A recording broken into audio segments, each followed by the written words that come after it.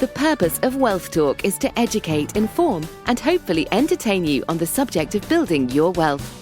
WealthBuilders recommends you should always take independent financial, tax, or legal advice before making any decisions around your finances. Today's episode is brought to you by WealthBuilders Membership, a proven step-by-step process that helps you achieve financial security within 2 to 3 years. To find out more, head to wealthbuilders.co.uk/membership. Hello and welcome to this week's episode of Wealth Talk. My name is Christian Rodwell, the Membership Director for WealthBuilders. And in this week's show, Kevin and I are unpacking 21 different ways that you can use to create recurring income across all 7 pillars of wealth. Now, if you've ever wondered how to turn your assets, skills, or business ideas into steady income streams, this episode is packed with practical ideas and real-life examples to get you inspired. And whether you're a homeowner, business owner, or just getting started, you'll discover new strategies that you can put into action right away. And today's episode is an opportunity to learn how to build multiple, reliable sources of income and take a big step closer to financial independence. Enjoy. Main crux of this whole process, which is the 7 pillars of wealth, the 7 different asset classes. And we call them pillars, Kevin. Of course, that, stems from the logo, which we can see on the center of the screen there. And, obviously when I built my own wealth, I was just counting the revenue and different ideas. But I thought, hang on a minute, if we need to teach this, we've got to be able to, like Einstein said, explain it simply. And it kind of struck me that most people have got some assets, but they get confused by the longevity of the asset or the return that's coming from it, almost lulled into a false sense of security that they're doing something, but it's never really enough, as we know from the average income in the UK. So there are 7 and only ways you can generate an income from an asset. And I call these assets pillars, as you said. And I think there are 2 distinct steps, just like on the EBSI, you've got moving from left side to right side. What we're going to encourage you, hopefully you'll see it, as you move from the right side to the left side in the way that we articulate it. And so in simple terms, we've got the 3 assets on the right-hand side, which we call home capacity, pensions, and investments. And if you think about it, maybe think about your own situation or your parents' situation or people around you, that's pretty much what most people do. They've got a home that they live in, which more often than not doesn't provide them with an income because they're living in it. It's actually taking money out of their life with a mortgage or rent, or there's definitely expenses increasingly going up. So consequently, the home is not adding to the income stream. It's just actually increasing in value for some point in the future. And most people, the mistake I see is they downsize really too late in their life, hoping that their retirement was enough, but rarely is. So consequently, they downsize and end up a compromised property for not very much extra money, in fact, sadly. The pension one, most people in this country are relying in some way on some kind of a pension, either promoted by their employer or promoted by their own decision to make a contribution. And they're putting money into a pot, and nothing wrong with that. There's some good tax relief. And of course, now it's obligatory if you're an employee to be in one. But what I generally find, Chris, is people not paying attention. They're parking their money, they're delegating their money. And that delegation very quickly turns into abdication. And we know that because of so much money in lost pensions, as we'll come on to. So much money is just forgotten, lost, or just underperforming. And there's going to be a challenge with that as pensions become subject to inheritance tax in 27. There's definitely a need to consolidate and take stock and be more aware of pensions. And as a result, most people now, because final salary pensions, other than the public sector, of course, are pretty much gone. So the vast majority of people have just got money in a pot, hoping for the best. They then need to convert that pot into an income and take all the risk that goes with that. And as we've seen, that risk often does not pay off when it comes to things like what we saw, the credit crunch, 30-40% wiped off the value. When Mr. Trump came up with the first run of tariffs, we saw 30-40% wiped off the stock market. Some dangerous places where your life is going to be at risk because you don't have a regular stream of income, because most people invest just purely for a value. And so it is also, Chris, with ISAs and other forms of saving. The money's parked. It's not really working very hard. And the combined impact of an over-reliance on the stock market and a focus on value, not recurring income, leads to a difficult life. And so therefore, for the most part, the home capacity, the pension and the investment, where most people have their life, is not ever going to get them towards financial independence. They're never going to achieve it from there. So our view is, yes, there are so many things you could do better. And we'll touch on that when we talk about how to generate income from these things. But how you do better is understand all of the different ways to build wealth. And that awareness helps you then make a decision about what you want to do. So that's why we like to spend a little bit of time on it, if it's okay. So pillar number 4, which is, you see, we're moving a shift here. We're shifting across to another side, which I call the entrepreneurial pillars, with the ones on the right, the sort of traditional pillars. So owning a portfolio of property, and there's multiple strategies within property, at least 20 different property strategies that you could employ. But the idea behind it is owning an income stream that flows from the ownership of property. The second is, or the fifth asset rather, is business. Now, we don't want to get confused between a business where you're trading activity and you couldn't take 6 months off, otherwise your office would turn into a car park and just things wouldn't work out for you. You want a business that works without you. So we'll talk about how to do that in a second. But if you get a recurring income business, you're not restricted by the returns in the marketplace. You're not restricted by the violent risks that often occur in the stock market. Intellectual property is an asset which sort of reflects what we know, and everyone's standing on a mountain of value that so often is underappreciated, only really valued by work, where you charge an hourly rate, whether you're paid an hourly rate in your job or you charge an hourly rate if you're in the S quadrant. But that's the value of it. And we think there's so many more ways to repackage, repurpose, redesign that and turn it into an ongoing income stream.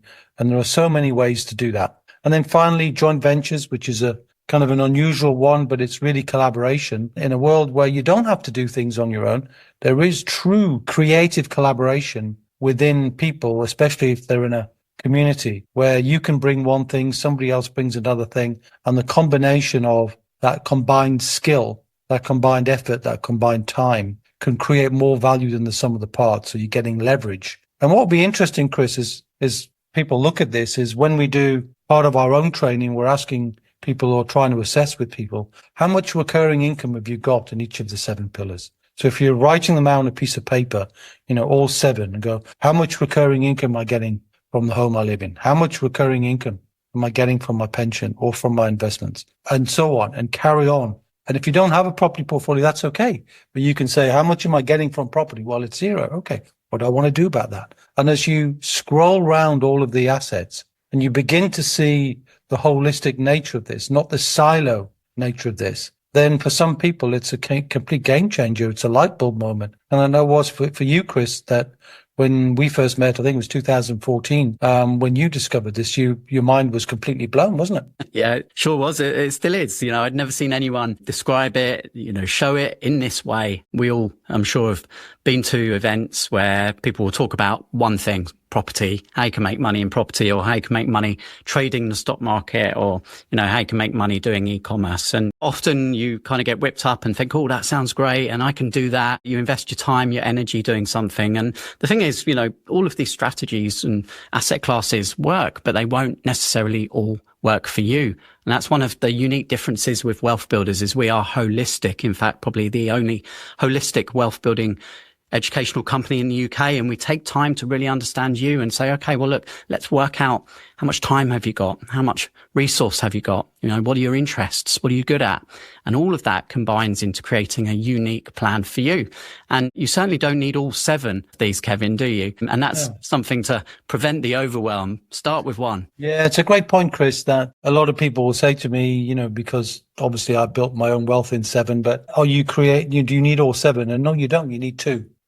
Put a bit of focus into 2, because then you're getting a different point of view. Try and pick, one on the right and one on the left, so that you've got that difference of view. I probably would encourage people to make a comment, Chris, if that's all right, to say, well, what are you seeing is the difference between the assets on the right-hand side versus the assets on the right? What quality in you, what particular differences would you be seeing, do you think, in terms of return or in terms of your ability to add value? Is anybody seeing anything that would be useful to share? That would be an interesting idea. Yeah, well, just whilst I wait for people to pop something in the chat box there, Wayne, you're asking if the left-hand side is entrepreneurial, what's the right-hand side? Well, we call that the traditional pillars on the Yeah, right. I mean, it's parked money, right? It's money that's parked. Can't really, genuinely speaking, it's not creating any income at all. It's just creating a value. But you can create income from those, and you can turn them into entrepreneurial pillars. Certainly more so, well, actually all of them can turn into other assets that generate a recurring income. So yeah, we'll get onto that. So, but good point. Very good. Yeah, Tracy's saying the right-hand side seems reactive and the left-hand side proactive. Good point. Yeah. Yeah, I think that's a very valid point. All right. Okay. All right. So lots to cover. So we've given you the overview of the 7 pillars. Now, within each of these pillars, there are many, many different strategies. And this is what can cause the overwhelm, where you simply just don't know where to begin. So let's look at each of these asset classes individually. And we've pulled out 3 income generating ideas. And we're going to go through pillar number 1, which is home capacity. So we're talking about the home that you live in. So this is really for homeowners, Kevin, who can leverage the capacity. Well, you can be a home renter as well, because, you can, as long as you control an asset, that can be just as important as ownership, as we all discover when we get into the property pillar itself. But certainly easy things first, right? So you can go, yeah, I could probably do that, or I could think about that.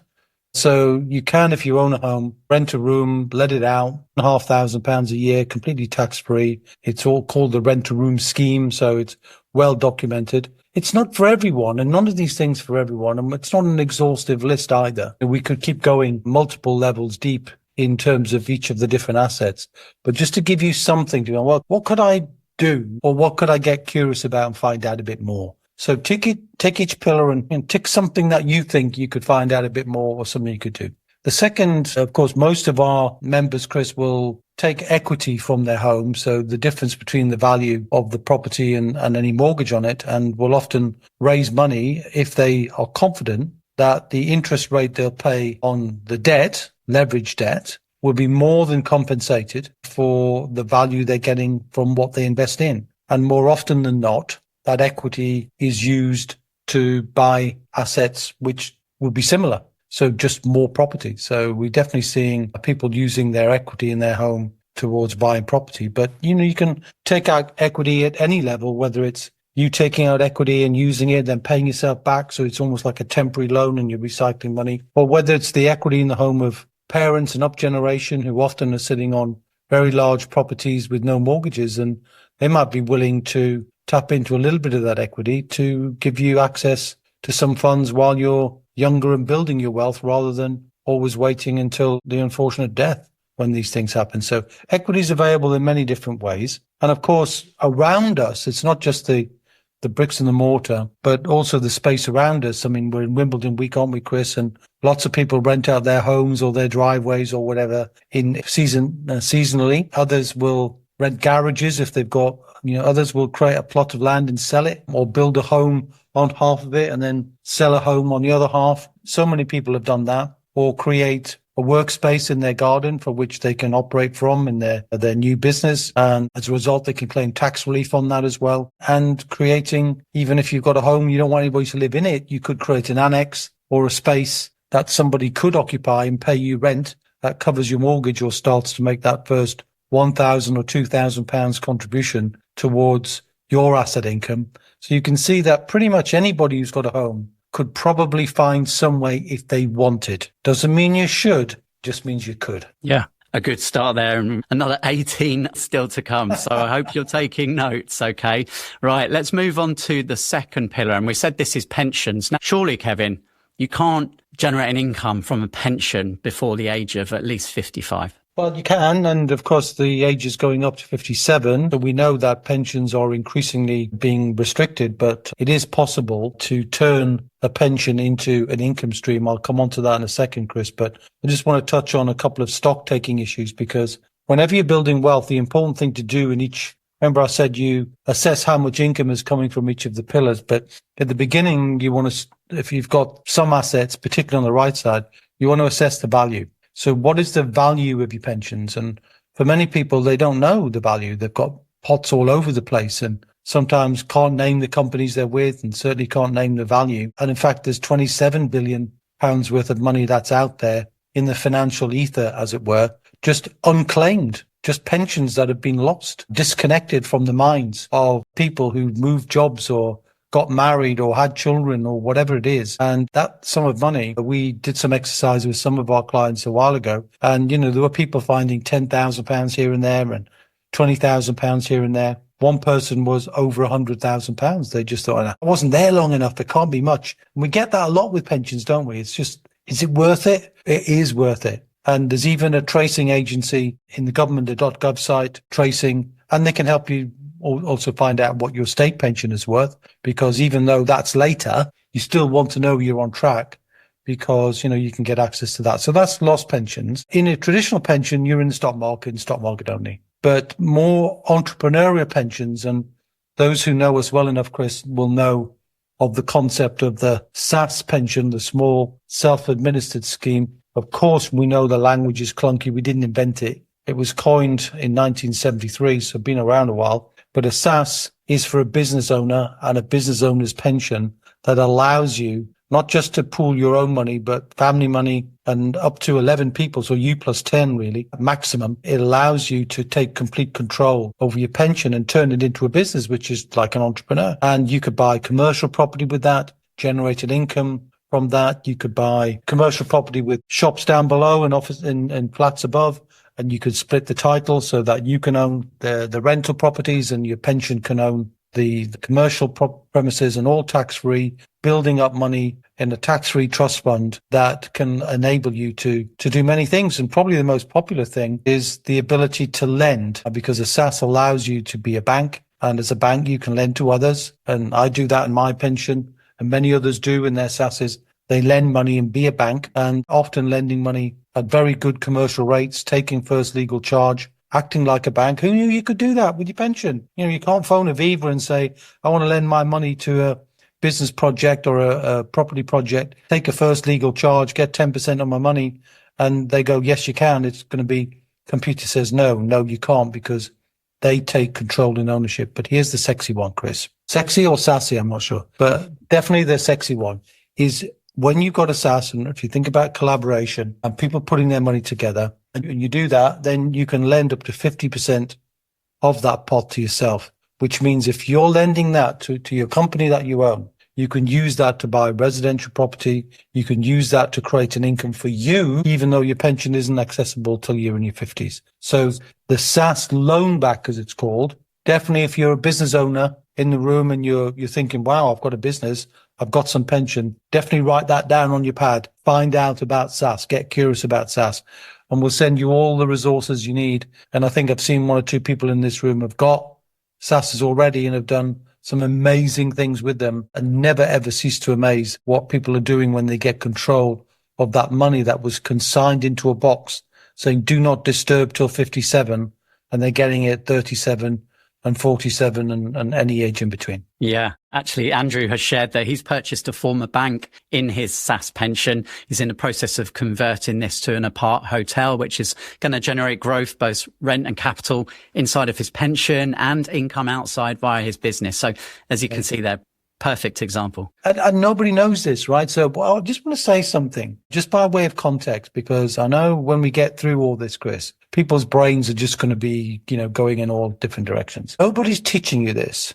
And at the end of this 90 minutes, only 90 minutes, you will know more about how to build wealth than anybody else you've met. More than your IF, more than your accountant, more than your boss if you got a job. You will know more than anybody. So please don't be overwhelmed. Just write a few things down that you can take action on. Don't write everything down, just a few things that you think. So if you're in business and you've got a business and you've got a pension, definitely write down SSAS, because that is a key one. And I've never stopped enthusing about that one, Chris, since I discovered it in 2009 and wondered why I hadn't discovered it sooner. So I'm so glad that it's a game changer. And even when inheritance tax comes in 2027, there are things you can do in a collaborative SSAS that allow you to mitigate inheritance tax in a way that you cannot do in any other pensions. Here's another thing. If you've got a business, pension, and a family, you got those three things, write SSAS down on your pad. All right, let's move on swiftly to the third pillar, which is the investment pillar.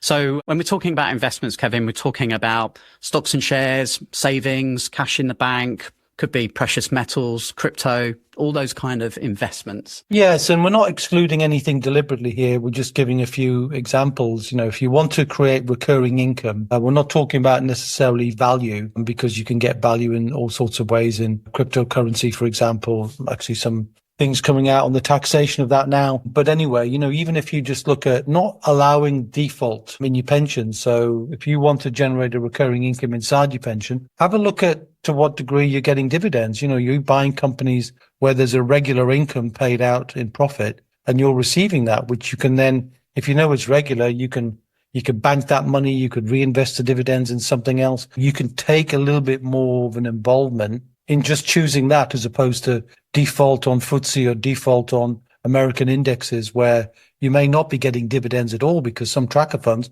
don't pay dividends, So you might want to be aware of that. Of course, Mr. Buffett was really big on trading options. I'm not saying it's simple, but it's teachable, and you can learn if you like the stock market, if you like to interact with your own money. You can trade options. You can definitely trade options in a SSAS, for example, but you could trade options separately. But you have to want to learn that, and if that's for you, perfect. You can use that to generate an income from the stocks you hold, as opposed to simply buying and holding, or what I call buying and hoping for the best. Other markets exist, where there is an income. You mentioned gold, but gold doesn't create an income. It's really a hedge, Chris. But crowdfunding can generate income. Property-related projects where you can invest as an investor in projects. And like everything, there's no risk-free investment. Nothing is risk-free. Absolutely nothing is risk-free. As long as you do good due diligence and you look at, a good balance in your diversified life, which is why multiple pillars is better than one. One of anything is dangerous. Then you could look at any of these things. It's just 3 examples that most people are not doing at all, because they're just simply sticking their money with somebody else, delegating that money, and that delegation turns into abdication in relatively short order, which is why people lose track of their money and definitely lose track of what the pension is supposed to be doing. So there you go. Investments as well. Yeah. And then one of the quick wins, which we always take with our members right at the beginning, is reviewing fees, because fees can be the silent killer of wealth. And I know that you could talk for ages about that as well. Yeah. Okay, so we're at the halfway mark, pillar number 4. I hope you're enjoying this. Hope you're getting some value. Just keep chatting and letting us know that we're on the right track here. Hopefully there's a few cogs turning, a few light bulb moments that you're having. You're starting to think differently about some of the things in your life, how you might be able to leverage some assets you already have. And property portfolio, one of the most loved asset classes in the UK, Kevin. And why is that, do you think? Well, not just the island nation, but we have a love affair with property that's unlike any other country. I don't know why it is. An Englishman's home is his castle, or an English person's home is his or her castle, whatever. The whole idea of property just seems to be so popular here. There's millions of people using it to generate an income stream. And it's important to differentiate as you think about, when you've got money on the right-hand side, your house, your pension, your investing, you're not really counting an income. So you're not measuring an income. You're really just looking at, has it gone up? Has it gone down? Is it the same? But into property, you're getting rental. So you can start to talk about an income stream. So rental income. Yes, you can get capital appreciation. Nothing wrong with that. But you can also focus on getting income, and you can get income from residential properties in many ways. I've mentioned ways you can even use your pension to get residential property income as well for you, even though it's your pension funding it. Commercial to residential, you can leverage to get bank loans and enable you to acquire more property, so the money you've got goes further. You can collaborate with others to do these things. You can even have property that are commercial, where you buy something at a commercial pounds per square foot, you convert it into residential, and then you're getting the uplift because you're selling residential, not commercial. Or you could buy a shop down below and you got flats up above, and you could do that either in your pension or outside of your pension. And you can use the equity in your home to do that, or you could use joint venture funding to do that. So there's so many ways to generate income from property, including ways which don't even involve you owning the property. The rent-to-rent strategy, which isn't for everyone. As I said, none of these things are. But at least one person I know is making millions, and I mean literally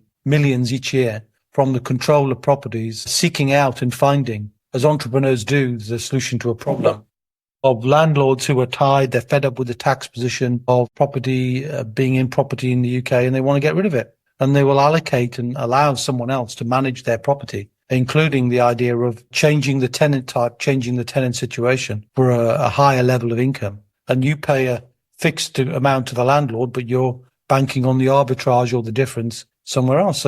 So many people know how to do this, but are they where you are? So what's great, I think, about the Wealth Builder community is all of these pillars, people are doing things. There's not just one. So any strategy, somebody's doing it. And therefore, if you think about that idea of being humble and asking for help, somebody will help you. And that's what we found inside the community when people work with us, or find another community where there's that environment as well. That's great. So that's just a few in property. Okay. Pillar number 5 is business. And we both love the business pillar, Kevin. And we've simplified things here. Of course, there's so many different types of business that you could either create a business, you could buy a business, you could partner with someone on a business. So let's talk through the first one that we see on screen, subscription model here. Well, what I want to say is I've made the point now, it's the third time I've made it, that there's a difference between a business that just trades activity for money to businesses with recurring income. And, I've simplified it here to 3 different recurring income business models where the business can work without the owner if it does some things really well. So, we definitely want to be outstanding in our niche. We definitely want recurring income, and we definitely want the business to be able to work without us. But the models that, we touch on and we teach, and definitely it's my passion, is one is the subscription model where you create a business that serves people and you charge an ongoing fee for delivering that service and value. And it keeps you on your toes as well, doesn't it? Because, we do that in Wealth Builders as well. But many subscription models where like a product or a service is automatically delivered by subscription, whether it's a wine plan, a food plan. Now have a look around you. Are you subscribing to anything? Not just things that you're doing in your bills, but things that you're doing voluntarily.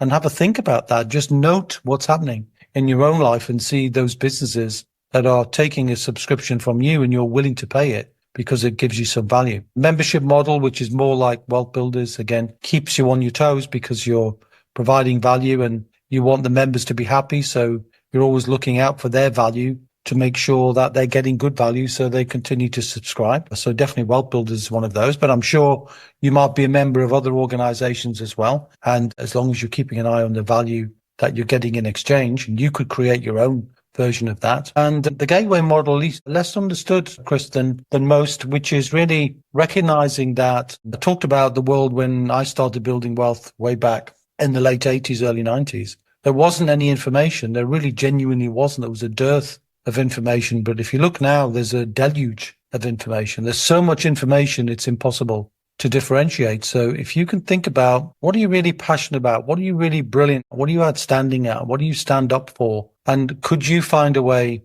that you can curate the content, be an ethical librarian, so to speak, and put the content in a digestible way for other people to follow? And as a result of that, then you don't have to own the business. You don't have to own the product.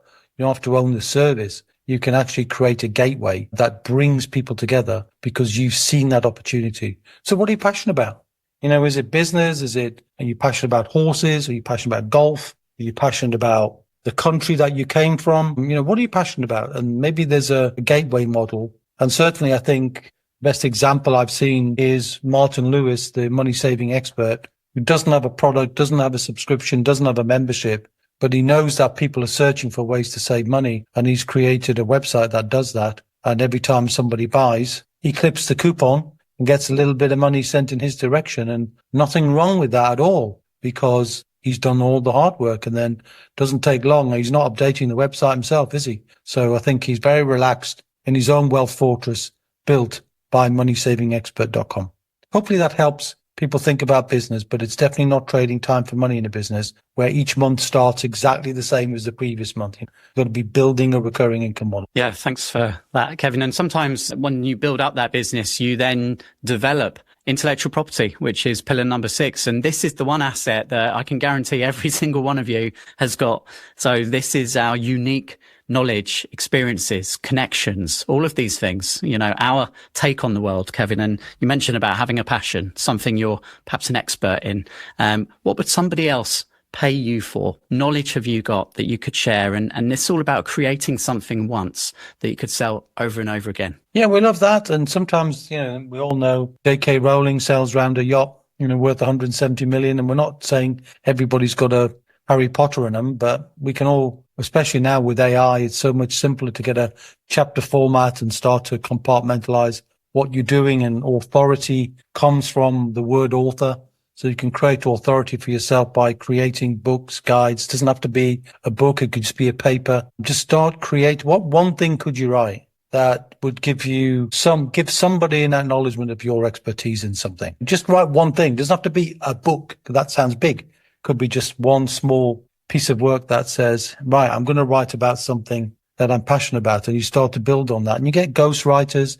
You get help with writing. It's not really a challenge to do that these days. You don't even need a publisher. You can self-publish if you want to do that. And sometimes people write books to support their business. Often those businesses are courses. Certainly we see that in wealth space or the health space, all of those spaces where there's an all-pervasive problem, happiness, wellness and wealth, all sorts of different things, women in wealth, divorce, separations, counseling, all of those things. There's going to be many ways that people need help, and creating courses and materials to help.